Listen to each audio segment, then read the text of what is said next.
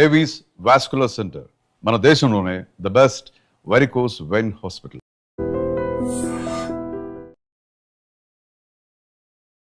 Welcome to I dream. నా పేరు Lumbini. Joint pains, ఎక్కువగా కాళ్ళ నొప్పులు, కీళ్ళ నొప్పులు అని చెప్పేసి ఎవరో ఒకరు ఇంట్లో ఉంటారు కదా, మన ఇంట్లో కంప్లైంట్ చేస్తూ ఉంటారు. సరే, మొత్తానికి అయితే ఏజ్తో పాటు వచ్చేది కొంతమందికి ఉంటుంది. కొంతమందికి ఒబేసిటీ అంటే వెయిట్ బాగా పెరిగిపోవడం వల్ల, లేదంటే ఏదైనా లైఫ్ స్టైల్లో డిఫరెన్సెస్ వల్ల కూడా వస్తూ ఉండొచ్చు. కానీ మొత్తానికి కామన్ అయితే అయిపోయింది కదా. మన ఇండియాలో చూసుకుంటే ప్రతి ముగ్గురులో ఒకరు మాత్రం దీంతో సఫర్ అవుతూ ఉన్నారు. మరి దీనికి ఏం చేయొచ్చు? ఎందుకు ఇంత మోస్ట్ కామన్ అయిపోయింది అండ్ ఎలాంటి మెడిసిన్ వాడాలి? మనతో పాటు ఉన్నారు ప్రముఖ వైద్యులు సిఎల్ వెంకట్రావు గారు, మెడికల్ కౌన్సిల్ ఆఫ్ ఇండియా మాజీ సభ్యులు. ఆయనతో మాట్లాడదాం. సార్ నమస్తే. నమస్తే. ఎలా ఉన్నారు? బాగున్నా. ఓకే. కాళ్ళ నొప్పులు, కీళ్ళ నొప్పులు, ఎక్కువగా మోకాళ్ళ నొప్పులు చాలా ఎక్కువైపోతున్నాయి. ఎవరో ఒకరికి ఉంటాయి, ఇంట్లో బాధపడుతూనే ఉంటారు ప్రతిసారి కూడా. సో దీనికి ఎందుకు ఇంత కామన్ అయిపోయింది అండ్ మనం ఏం మెడిసిన్ వాడచ్చు? అసలు మెడిసిన్ కంటే ముందు కలియుగం, అన్ని కల్తీలే. ఏ వస్తువు చూసినా కల్తీలు. పాలతో మొదలుపెట్టి కారము, పసుపు, ఒకటేంటి కల్తీకి అతీతము కాదు ఏది.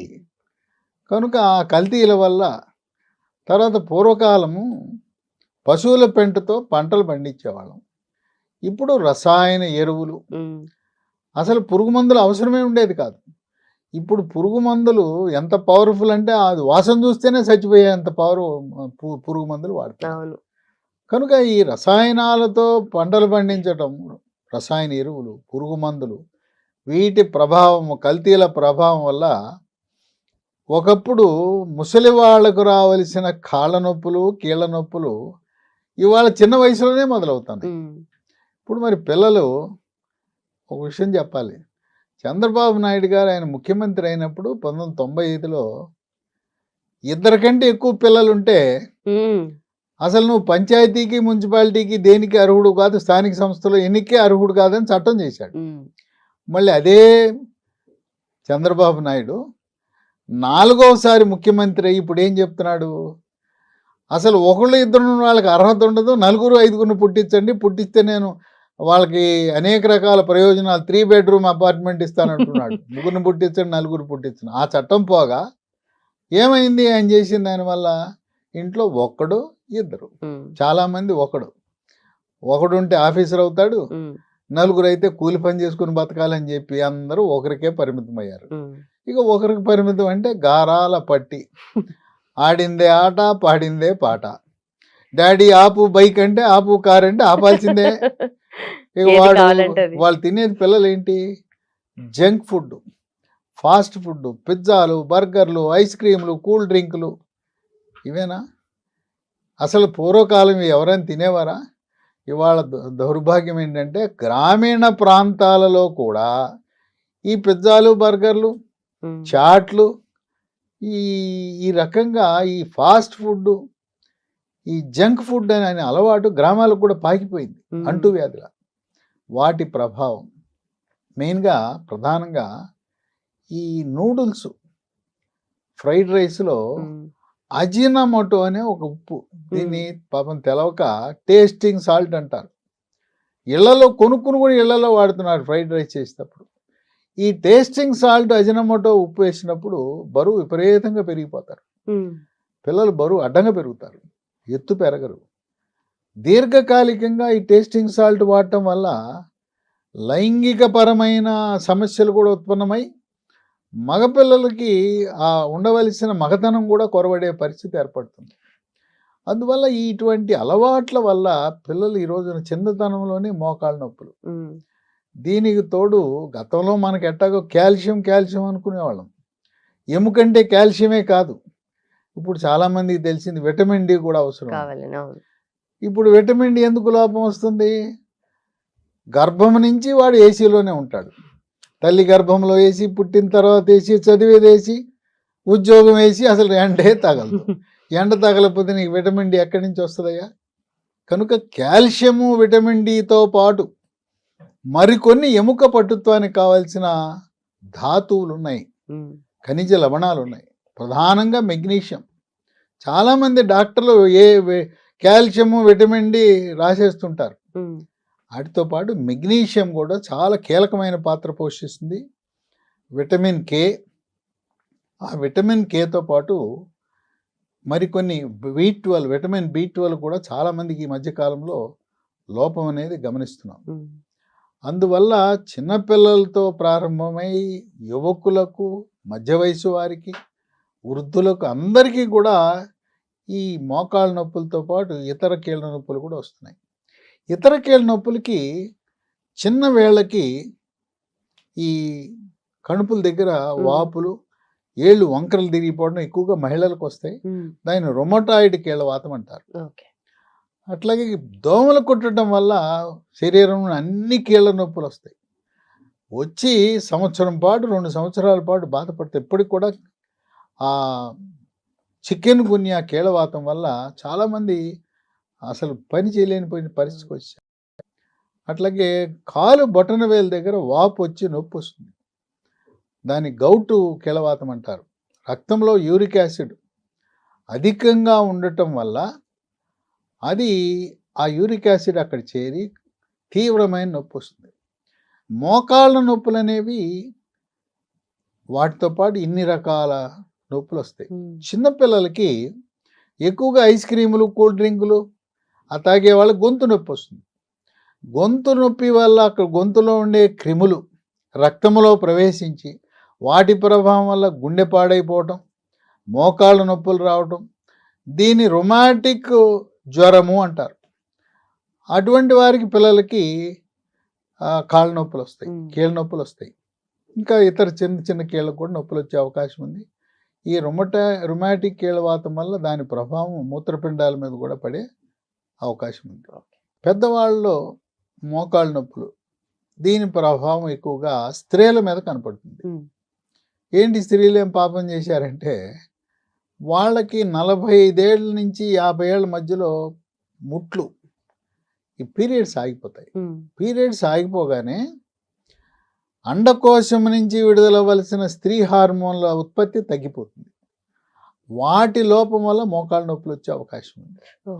అంతేకాకుండా ఇవాళ కాస్త దానికి కూస్తి దానికి 20, 25, 30 ఏళ్ళకే నీకు గర్భాశయ ముఖద్వారం దగ్గర పుండు ఉంది, ఆ పుండు వల్ల కొంచెం తెల్లబట్ట అవటం సహజం, ఈ క్యాన్సర్ వస్తుంది అని కొంతమంది భయపెట్టి చిన్న వయసులోనే అనవసరంగా గర్భసంచులు పీకేస్తున్నారు.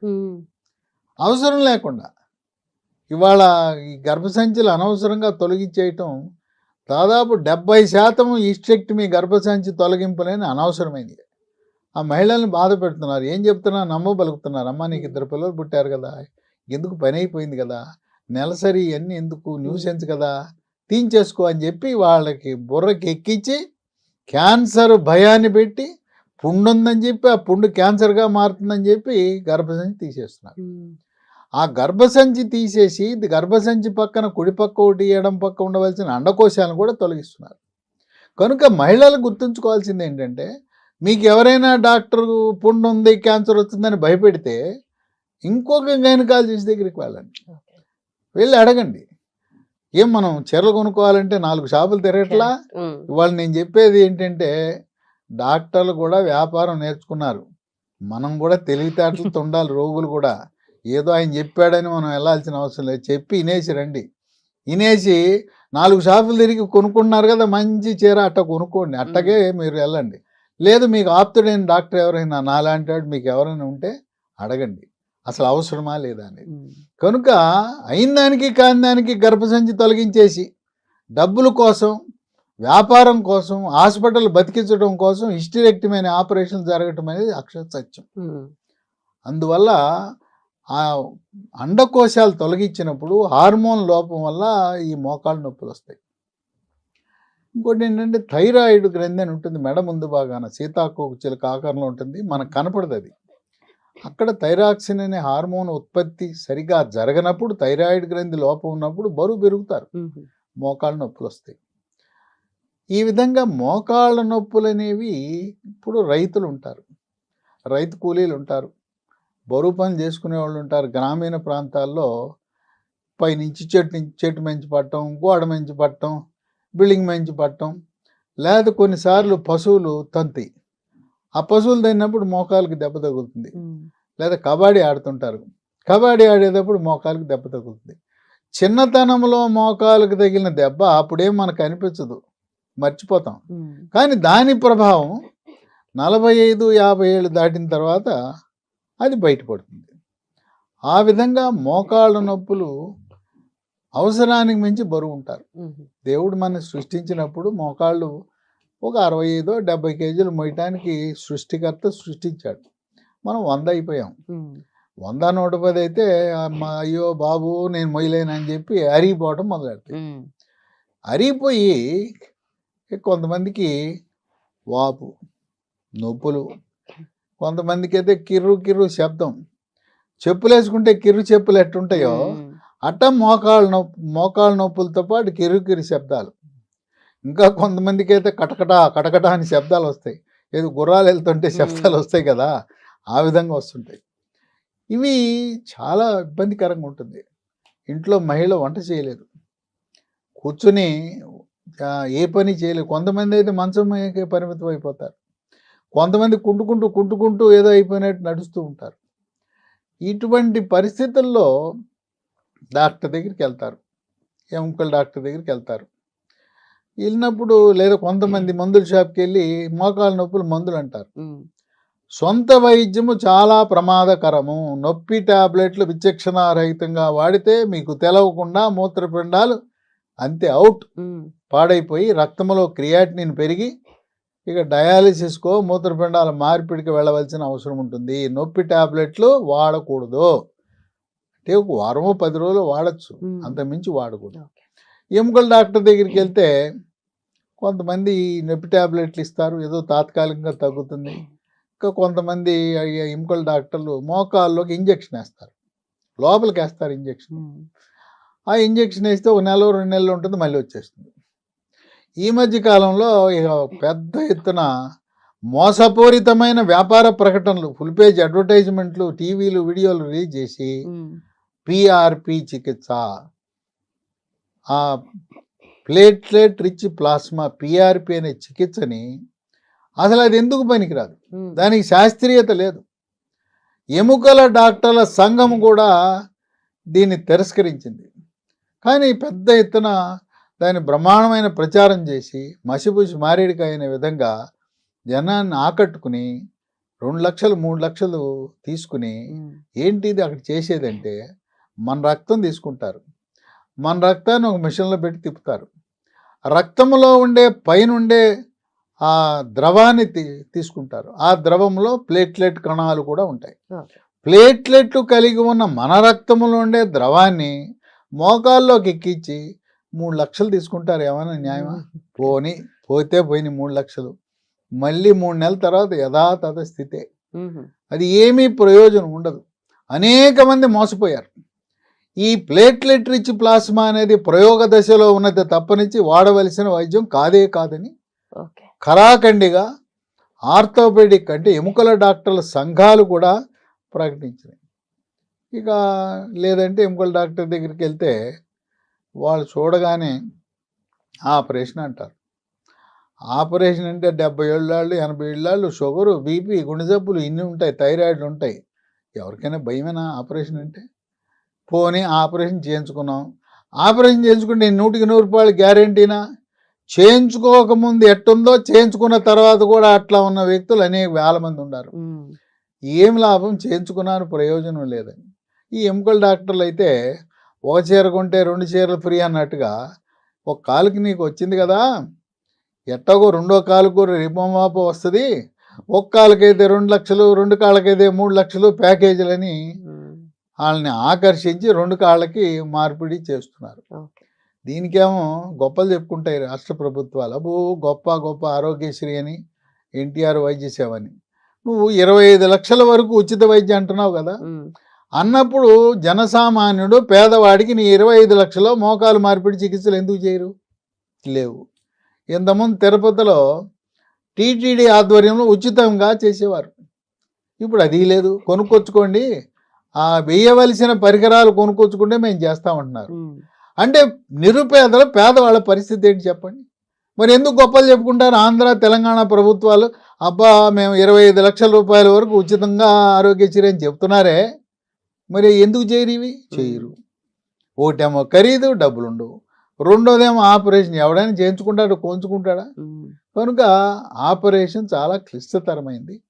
తరువాత ఆపరేషన్ తర్వాత కూడా ఏమీ ప్రయోజనం లభించదు. అటువంటి తరుణంలో ఇప్పుడు మా అక్కకు కూడా ఇదే సమస్య. సరే, అయిన వాళ్ళైనా వాళ్ళ అభిష్టం మేరకు వెళ్ళాలి. అయ్యా తమ్ముడు నేను ఆపరేషన్ చేయించుకుంటా అంది, వెళ్ళమన్నా. మనం ఎందుకు చెప్పాలి? తర్వాత మరి మనసు మార్చుకుని ఒక వీడియో చేసి, నేను చేసిన వీడియో చూసింది. చూసి పక్కింటి వాళ్ళు చెప్పారంట, మీ తమ్ముడు చెప్తుంటే నువ్వేం ఆపరేషన్ అంటావేంటి అన్నారు. అప్పుడు మనసు మార్చుకుని నా దగ్గరకు వచ్చి, నేను మొదటి అంతస్తులో ఉంటే పైకి ఎక్కలేకపోయింది, మెట్లు కిందే కూర్చుంది, వెళ్ళా చూసి మందులు ఇచ్చాను. మందులు ఇచ్చిన తర్వాత 3 నెలలు వరుసగా వాడిన తర్వాత మళ్ళీ ఇప్పటి వరకు కూడా మోకాలు నొప్పి అనేది లేదు. ఎప్పుడైతే మొదటిసారి వచ్చినప్పుడు మెట్లు ఎక్కలేకపోయిందో, ఇప్పుడు మా ఇంటికి వస్తే మెట్లు ఎక్కేసి వస్తుంది. అంటే నేను మా ఇంట్లోనే మా అక్కకు జరిగింది కనుక ఎవరైనా వాడమని చెప్తాను. ఇంట్లో వాళ్ళకి ఒక వైద్యం, బయట వాళ్ళకి ఒక వైద్యం చెప్పకూడదు. డాక్టర్ అంటే నీ కుటుంబ సభ్యులకి ఏం వైద్యం ఇస్తావో, ఏం చేస్తావో అదే అందరికి చేయాలని మా యొక్క వృత్తి ధర్మము. హిపోక్రటిక్ అనే వారిపై మేము ప్రమాణం చేసి డాక్టర్లు అవుతాం. వారు చెప్పింది అదే, నీ అన్న, అక్క, అమ్మకి ఏం చేస్తావో అదే చేయవయ్యా, రోగికి కూడా ఆయన కోటి నీ కోటి కాదు అని చెప్పారు. ఆమె చక్కగా హాయిగా ఉంది. అవే మందులు ఇవాళ లక్షలాది సంఖ్యలో వాడారు. ఇది లీ ఫార్మా అనే కంపెనీ వారు తయారు చేశారు. ఇవి హెర్బల్ మందులు, కెమికల్స్ ఉండవు. దాంట్లో స్మూత్ వాక్ అనే ట్యాబ్లెట్. దీంట్లో ఏముంటాయి? ఏ రసాయనాలు ఉండవు. తయారీలో కానీ, నిల్వలో కానీ, ప్యాకింగ్లో కానీ ఏ రకం అసలు కెమికల్ అనే దానికి దూరం. దీంట్లో షల్లాకి ఉంటుంది, విటమిన్ సి ఉంటుంది, విటమిన్ డి ఉంటుంది, ప్రకృతి ప్రసాదించిన పసుపు ఉంటుంది. ఆ విధంగా అన్నీ కూడా ప్రకృతి ప్రసాదించిన వస్తువులు తప్పనించి, వృక్ష సంపద తప్పనించి ఏది ఉండవు. హెర్బల్ ఉంది, కంప్లీట్ హెర్బలే. పొద్దున ఒకటి, రాత్రి ఒకటి, వరుసగా 3 నెలలు వాడాలి. ఓ డబ్బాలో 90 ఉంటాయి, 2 డబ్బాలు కొనుక్కుంటే 3 నెలలు. అయితే కొంతమంది ఒక ముగ్గురు వాడుతుంటారు, ఇంటి పక్క వాళ్ళు, ఒకరిని చూసి ఒకళ్ళు తెప్పించుకుంటారు. ఈ డాక్టర్లు అవసరంలా, వీడియో చూస్తున్నారు, తెప్పించుకుంటున్నారు, నంబర్లు తెప్పించుకున్నారు. ఆ ముగ్గురు కూర్చొని చర్చ, నాకు తగ్గిపోయిందే, నాకు ఇంకా తగ్గలేదంట. అంటే ఈ కీళ్ళ నొప్పులకు కూడా 4 దశలు ఉంటాయి. ఆ దశను బట్టి నీకు స్పందన ఉంటుంది. మొదటి దశ, రెండవ దశ, మూడవ దశ, 4వ దశ. ఎవరు ఏ దశలో ఉన్నారు? మొదటి దశలో ఉండేమేమో ఓహో బ్రహ్మాండం అంటుంటది. ఆ 3వ దశ ఏమే, నాకు ఇంకా తగ్గలేదు కదా అంటుంటుంది. కనుక దశల వారీగా ఉంటుంది. తర్వాత 4వ దశలోకి వస్తే కాలు వంకరపోయి ఉంటుంది. కాలు వంకర తీయలేదు. ఇది నొప్పి తగ్గడానికి, నువ్వు చక్కగా నీ పనులు నువ్వు చేసుకోవడానికి, ఆపరేషన్ లేకుండా హాయిగా ఉండటానికి. 70 ఏళ్ళు, 60 ఏళ్ళు, 70 ఏళ్ళు, 80 ఇచ్చి గుండె జబ్బును, బీపీలు, షుగర్లు, థైరాయిడ్లు పెట్టి ఈ ఆపరేషన్లు 2 లక్షలు 3 లక్షలు పెట్టి చేయవలసిన ఆపరేషన్ హాయిగా ఉంటారు. కనుక మీరు గమనించవలసింది ఏంటంటే, మొదటి దశ మహిళ 15 రోజులకే సంతోషంగా ఆమె చలాకీగా వాకింగ్ చేస్తుంటే, ఏమే నువ్వు బాగా పని చేస్తున్నాయి, నీకు నాకు పని చేయట్లేదు అనుకుంటారు. వీళ్ళు 2వ దశ, 3వ దశ, 4వ దశ. అయితే 4వ దశకు వచ్చి కొంతమందికి మరి ఎవరికి వద్దంటారా అంటే, 100లో ఒకరికి అవసరం ఉంటుందేమో ఆ మోకాళ్ళ మార్పిడి చికిత్స. మిగతా వారందరూ కూడా దీనివల్ల నొప్పి తగ్గుతుంది అని గమనించాలి. తర్వాత కొంతమంది 1 నెల వాడతారు, మానేస్తారు. దీంట్లో బేరం ఉండదు, 3 నెలలు వాడాలి. ఇంకో కొంతమంది 4వ దశకు వచ్చినాక 3 నెలలు కాకుండా మరొక 2-3 నెలలు ఎక్స్ట్రా వాడితే వాళ్ళకి చక్కటి ఉపశమనం లభించింది. ఈ స్మూత్ వాక్ ట్యాబ్లెట్లతో పాటు ఇదే పేరు మీద స్మూత్ వాక్ ఆయింట్మెంట్, ఇది ఆయుర్వేద వైద్యంలో సహస్ర యోగ తైల ప్రకరణ అనే శాస్త్రీయ విధానం ద్వారా తయారు చేసింది.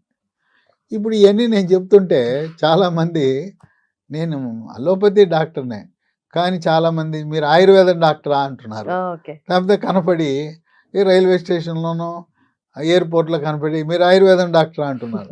అంటే ఆయుర్వేదము, హెర్బల్, ఇంగ్లీషు, ఏ వైద్యంలో ఏది మంచి ఉంటే అది చేయాలి. కానీ ఇప్పుడు నేనేంటంటే ఆయుర్వేదంలో మంచి ఉంటే ఆయుర్వేదము, హెర్బల్లో మంచి ఉంటే హెర్బలు, ఇంగ్లీష్ వైద్యంలో ఉంటే ఇంగ్లీష్ అన్నీ కలిపి నా ప్రిస్క్రిప్షన్లు అన్నీ కలిపి ఉంటాయి.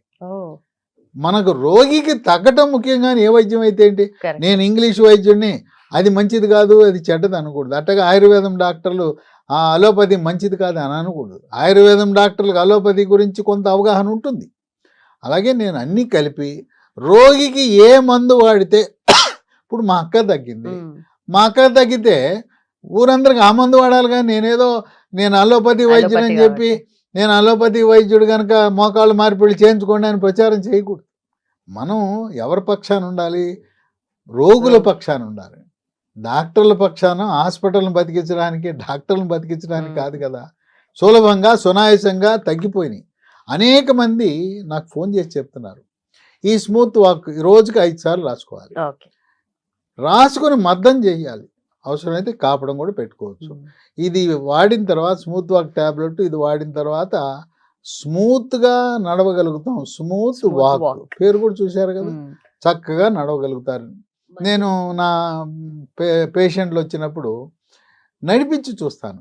అమ్మ నువ్వు చెప్పు, నువ్వు మొదటి రోజు మందులు వాడకముందు ఎట్టా నడిచి వచ్చావు, మళ్ళీ ఇప్పుడు ఎట్ట నడుస్తున్నావు నడిచి చెప్పమని చెప్తాను. ఆ రోజు ఎట్ట నడిచావో చూపించాను అనేవాడిని, ఇప్పుడు ఎట్లా నడుస్తున్నావు నడమనేవాడిని. ఆ నడకలోనే మార్పు వచ్చేస్తుంది. ఇక ఈ రెండు కాకుండా నేను చెప్పాను కదా, మా డాక్టర్ల సోదరులు కేవలం విటమిన్ డి, కాల్షియం అమెరికా నుంచి మనవాళ్ళు మనవరాళ్ళు కొడుకులు కోడళ్ళు కూడా పంపిస్తున్నారు. ఏంటి విటమిన్ డి కాల్షియం డబ్బా, మమ్మీ డాడీ మామగారు అత్తగారికి ప్రేమతో డబ్బాలు వస్తున్నాయి. దాంట్లో ఏముంటాయి? విటమిన్ డి కాల్షియమే. చూడండి, దీంట్లో ఈ బోన్ రిడ్జ్ అనే దాంట్లో మెగ్నీషియం ఉంది, విటమిన్ డి ఉంది, జింక్ ఉంది, విటమిన్ కే ఉంది.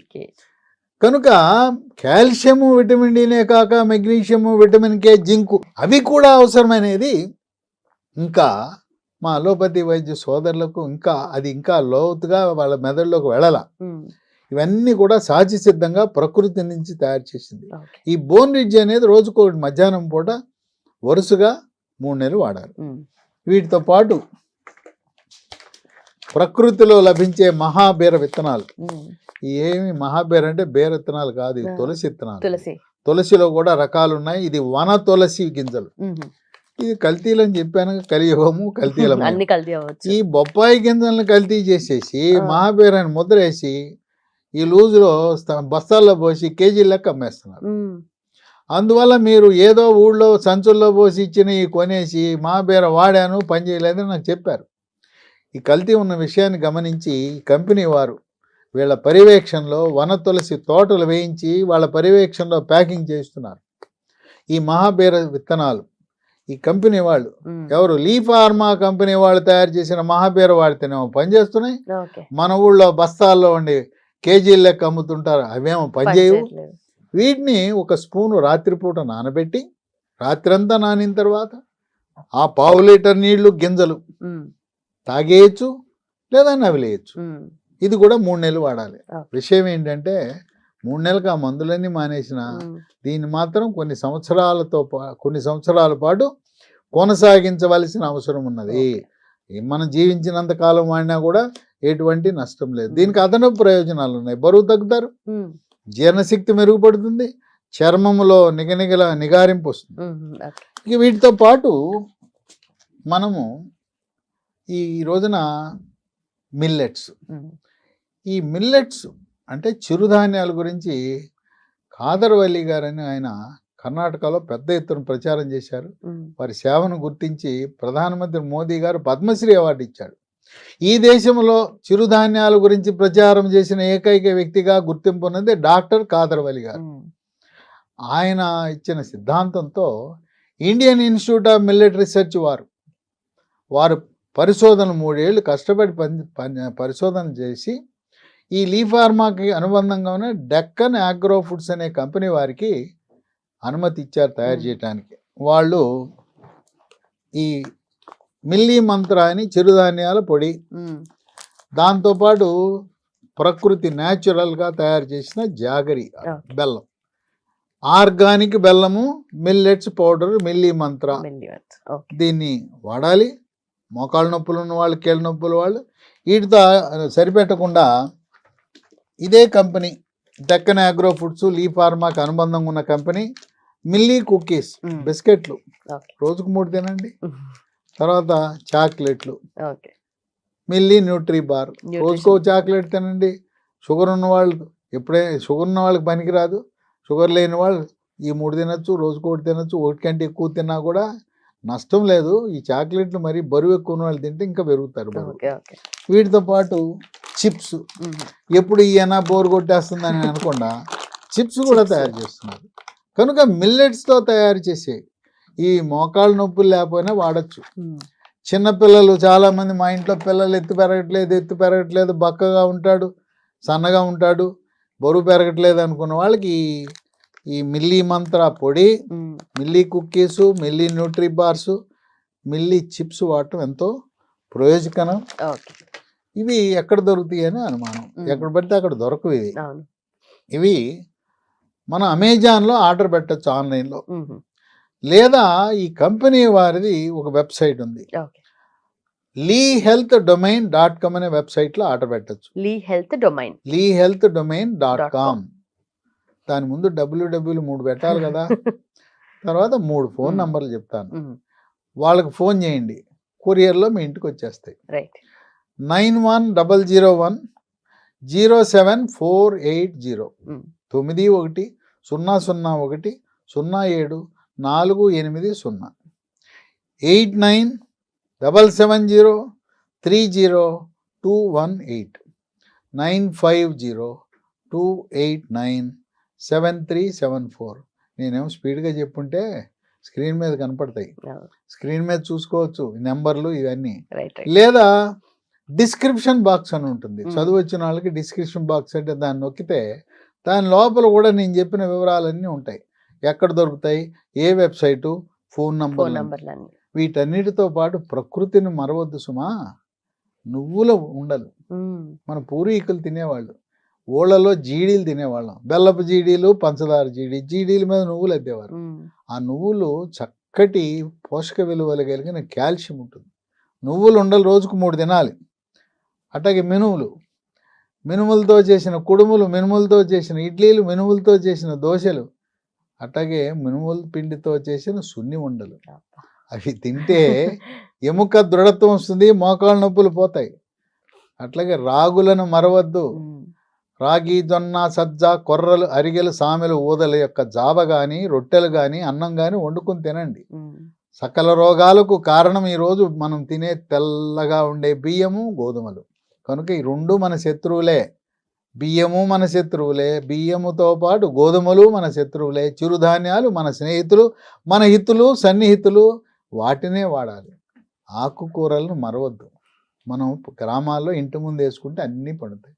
పాలకూర, తోటకూర, బచ్చల కూర, గోంగూర, ఏ కూరైనా ఆకుకూర తింటే ఆకుకూరలో ఉన్నంత కాల్షియం ఎక్కడా ఉండదు.